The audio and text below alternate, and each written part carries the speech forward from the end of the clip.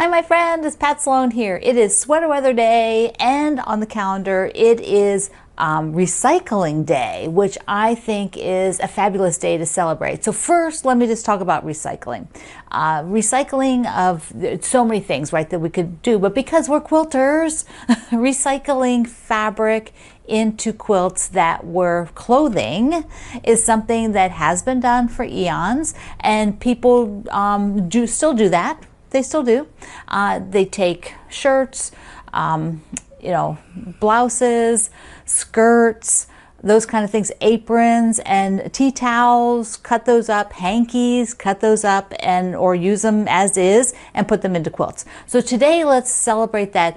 Another word might be upcycling of your clothing into a quilt. And I'm not talking about t-shirt quilts. Let's not do t-shirt quilts today because that's kind of a very specific thing, and we see those a lot. So let's talk about the other things, like the other types of clothing that you cut up and put into quilts or make into quilts, or pillows. If you have a pillow, share a pillow. So I'd love to see that and see what you have. There is one piece of fabric that I have put in. Greg had a shirt with little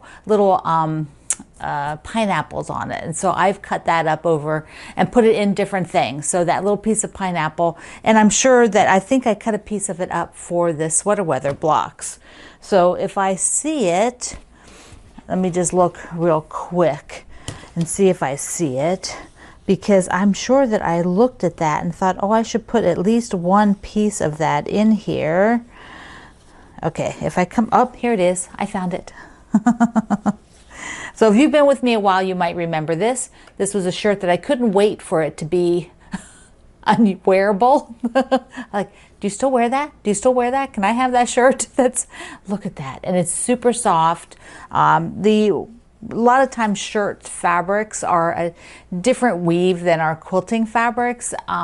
So they feel different. They often feel a little softer because they've also been washed a lot. So it's really cool to do. That's really fun. All right, so that is your one assignment today, is let's see some of those quilts that have clothing in them. All right, we also have the sweater weather. We're going to do that first. And I've brought over the ironing board so I can talk from here today and just show you some of what I'm going to do for pressing. And also, I have everything cut pretty much. So in my cart here on the top, which I will just bring this up here again, this has all of the rectangles. All the rectangles are cut, and all the squares are cut that I need for this size quilt. Here are parts that are in assembly line, and then I do have a few other things over here. Now, I have not cut the rest of the navy and the blue yet. This is all I have cut. So I do have to cut more of those. But what I want to do now is look at the bin I created, because I don't need this bin anymore. I can go and take the book out. This is the book, whoops. This is the book that we're working from. And for those of you who have not done or heard about sweater weather yet, this is it. The book, that's the name of the book, Sweater Weather, and Halloweenish is the quilt that we're doing, and many of us are doing it in different colors. So that book can go in this tray, and then these two can come out and cut the rest of the squares. So they just need to go over there somewhere, and then this bin here needs to be put back. So all of the stuff in here needs to be put back into my light bins. And those are the two bins up there. The one behind the Dalai Lama is light fabric, and the one right above it. So all of this goes up there, and that frees this bin up. So I don't need this bin to be storing this stuff anymore, because I've cut everything and I made a massive dent. Can't you tell? It's like, how do I still have this much fabric left after cutting all of those? But I do. So that will get put back.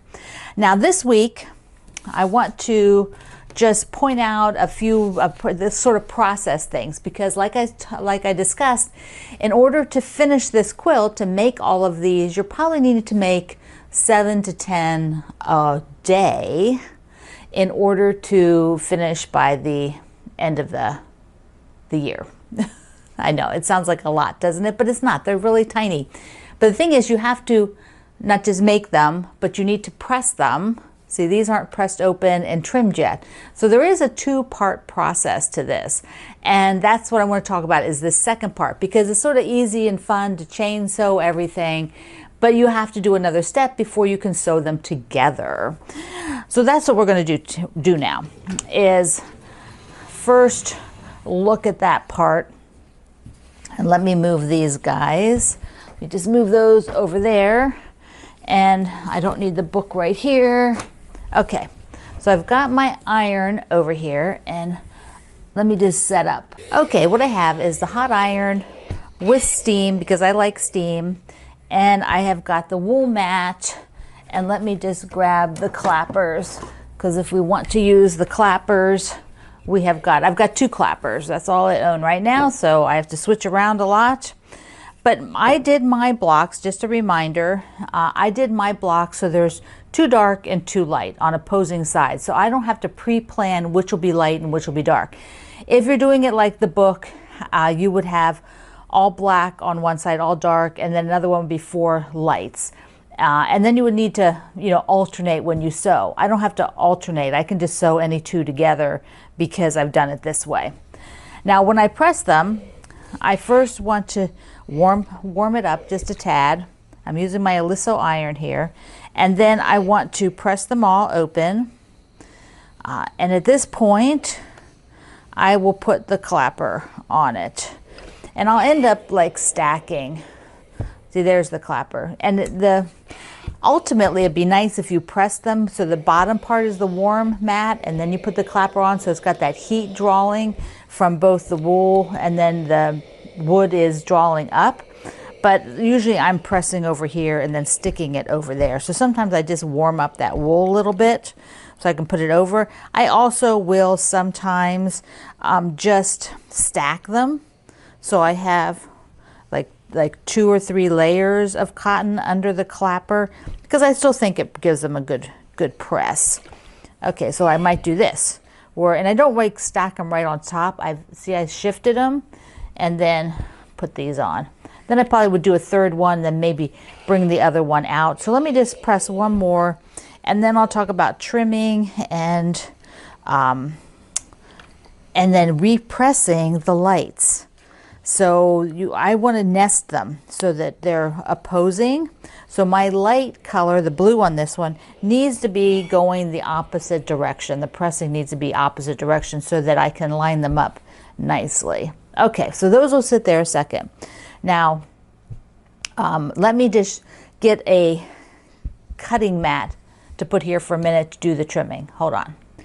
Next will be trimming. You have to trim all these corners behind, so you just have 1 layer, and you trim the back 2 layers, the same color of the other half of the square, and then the white background. But I always check them. I flip them over and see that I don't have something sewn wonky. They all should be straight. You shouldn't see like a big flap of the square sticking out. It happens, but like here's one that's a little off. Like if I pressed it, it might not be, but there, it's like I probably was just a little bit off. So since it's just a little bit, I will probably just trim that away so that it's square, like that. But if it's really bad, I'll have to redo it, because it means that I wasn't quite on the line properly. I was off just a little bit. That tiny little bit's not going to matter for matching up, but if you're off too much, you might want to look into that. Okay, so there was lots of different tools for trimming across here. You can just use a regular ruler. You're just trimming 1/4 inch. But I thought I'd just show you a few of these rulers. This one is an add 1/4 ruler, and it's used a lot by foundation people, foundation paper piecing, but you could also use it for this if you own it. It has a little lip on it. Can you see that? Let me see. See, it has like a little lip, which works for some things. There really is no lip here, but it does sort of hit the thread. It does sort of bank up against the thread. And then you just trim across like that. And those will all go in the trash bin. So then I also have, you probably have seen these, the folded corner ruler, which, let me see. There, you can read it. The folded corner ruler, which has been out for a really long time. And once again, you're going to take here and put the line right on the thread. And because you're cutting seam allowance, it isn't like, you know, cutting from the seam allowance out and cutting waist, it isn't like you're going to piece anything. So if it's slightly off, that is not the end of the world. And then the last one I have to show you today is the one by Doug Lico. And this is the smaller one. He makes a big one too, and he has a lot of directions for different ways to use all of this. But if you want to just trim, you once again just put the ruler on the line. So if you like rulers that do a lot of things, you can check out his ruler. Okay, and so I have one more. We'll just use his again, since that's the last one I was using, and go across, and voila. Okay, at this point, this is what your back looks like. You've got everything trimmed, so you can see the 2 black and 2 blue. And now I want to press the blue seams towards the center for everything. So let's pull the ironing board over again. So at this point, the blue ones need to be pressed to the white, so that when I put two of these blocks together, they will match up. They will snuggle up and nestle. The seams will nestle. So here is one block, and let me grab one that was done before so that you can see. So I've got the bears, right? So when I'm sewing these into the patchwork, I will be matching blue to black, black to blue, because it'll be done automatically since I alternated. You know, as long as the black is always in the blues are in the same spot, they're all perfect. You can put any 2 blocks together and it won't matter. And then when I sew them, they have opposing seams. So here the blue is to the white, and here the black is pressed towards the black. And so when so those 2 nestle up, so when I'm doing the patchwork, they will meet up nicely. That's a little bit wide, but they will meet up like that, or something, a little bit even more like that. Okay, so those will be like what you would sew together. And I have then all of these ready to sew into units, and I decided, for review, I decided to do 3 by 3 across, 2 down, just to get some made. So I have some to move around and see how I like the layout. And I haven't sewn any more of these together, but I do have a nice big stack going. So I have all of these. Oh, one more here. Yeah, so I have all of these that are ready to be sewn into these units, and that's what I'll be doing this week, plus making more. I've got to make more of these so that they're done, so that I can have, by the end of the year, have the sweater weather quilt, because there's a lot of them. There's a lot of these you have to make, and then there's squares that go all the way around the outside. So your assignment this week is, if you are sort of making these but haven't done any pressing, this is the week to get things pressed. So you might have a lot of them sewn but haven't pressed anything. What I'm going to do is get them pressed, and I'm going to get into my cycle now and do like 10 a day. So that is going to be what I do at the end of the day. I would do 10, and then I will press them and then sew them into units like this. Or I could do 9, because what is that? No, I could, yeah. If I do 9, I would get these 6 and then 3 more, and then the next day I would have 6 and 3 more, and then I would have 3 blocks like this in 2 days.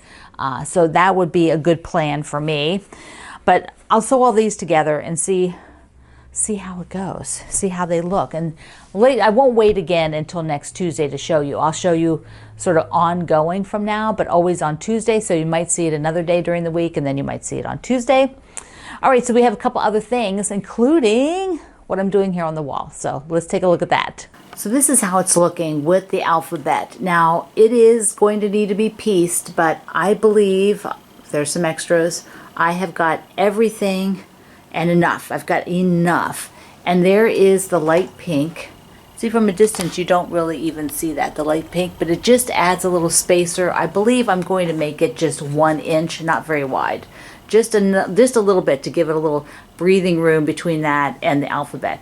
So I originally thought maybe I would do something fancier, but now I'm happy with this. I really love that alphabet fabric, and this will use it up. I mean, really use it up entirely. So here is what I have left from the alphabet fabric. This piece that's it. That's it. There was maybe another little strip, but that is all I have. And so I really think this is it. So I'll have that sewn up, and on our calendar is like what, like on Thursday or something. So I'll show you again on Thursday. I should have it done. And under here is the backing. So I will cut the backing. And yes, that's my red zinger. You're going to see that soon. Yes, you are. Okay. Yeah, it's good. So this is good. I am really happy to just go with this plan now. And it's not too big. It's a good size. Yeah, so that'll be sewn up. And like I said, I will show you, I think it's Thursday on the calendar or whatever day it is. So that's the day my goal is to get those borders on. Okay, so another goal, another way of, you have to sort of talk yourself through a project. Or I don't know, maybe you don't do that, but I do. Because I was getting a bit cocky. I was like, oh yeah, I'm almost done with this. It's like, no, baby, I'm not. I have so much of this border to do because I committed to doing the border since it's on here, and I'm not going to cut it out and undo it. So I looked at this and thought, okay, I need to do a lot more border so that I'm motivated, because I don't want to finish this part and then have more than half. Right now it's more than half. I don't even have half of the border done. So I need to get more than half of the border done, and then I'll start on the inside again and then sort of alternate back and forth. And that way they'll kind of finish at the same time versus finish this inside and then having to do all this border work. Because for me, that's not motivating. It might just sit and not get done. So I know I can approach it a different way, and I think get a better result for me and my work style. So let me know in the comments if you have to do that too. If you have to look at something and sort of give yourself a goal, a different goal, or a challenge, however you want to think about it, a bribe. Maybe you have to bribe yourself to get it done. This should be fun. We shouldn't bribe ourselves, but we do, right? We do. We're people. You might go like, oh, I like the way it looks, but oh, it's so much repetitive stuff. But it was fun. Actually, this is a fun stitch. It was not. I thought it would be tedious, but it's not. But you do have to change threads. I mean, I do. I'm not talented enough to leave the threads and weave them down the row a bit to get there. The whites wouldn't be so bad because you could go back and forth.